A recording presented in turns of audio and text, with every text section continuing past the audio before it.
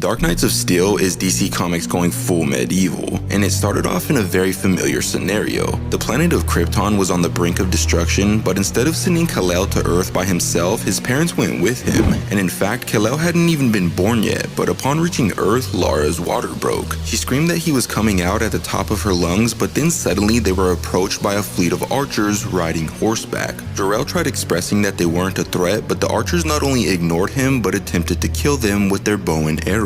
So Jor unleashed the full might of his power, obliterating every single one of them, and upon doing so, Constantine was given a prophecy that he believed was about them, a prophecy of war and the destruction of King Jefferson's kingdom, the Kingdom of Storms. 19 years later, at the castle of El, Kal-El approached Bruce, asking to accompany him on his mission, but Bruce denied him because his mission consisted of capturing someone who knew how to use magic, the one thing Kal-El was weak to.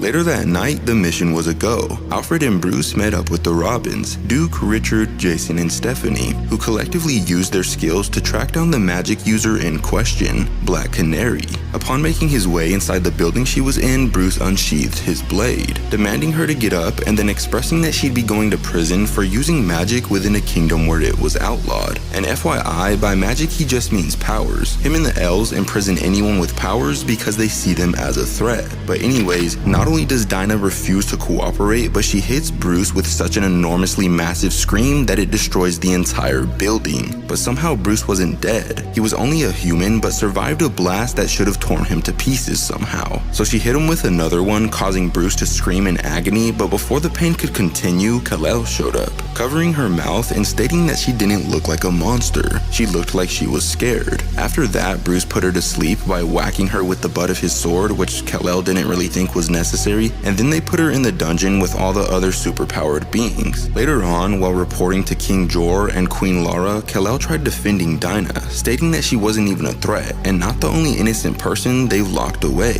But Jor-El didn't care, stating that he'd do whatever he deemed necessary to protect them because they were the last of their race. Bruce then kneeled down, expressing that he'd continue to do all that he could to protect them, but Queen Lara quickly corrected him, stating that it wasn't necessary for him to kneel because not only were his parents their friends before they passed away, but they were the king and queen before them, which is why Jor stated that Bruce would be the king if it were up to him. After that, King Jor asked Bruce to go on a walk with him, and during this walk, Bruce told him that something was wrong because he could do things that he couldn't explain, like when he survived Black Canary's assault. But Jor wasn't surprised, and in fact he knew this day would come because he had an affair with Bruce's mother before she passed, which not only meant that Bruce was his son, but also meant that he was half Kryptonian and Kal-El's brother. But despite such a shocking reveal, something even crazier happened moments later because Green Arrow and the Green Man were watching them from afar, and with the help of an arrow imbued with magic, they successfully assassinated Jor right in front of Bruce's very own eyes, which immediately caused them to start glowing red as he was filled with rage. But sadly, that's when this issue comes to an end, but if you want to see what happens next, let me know in the comments down below.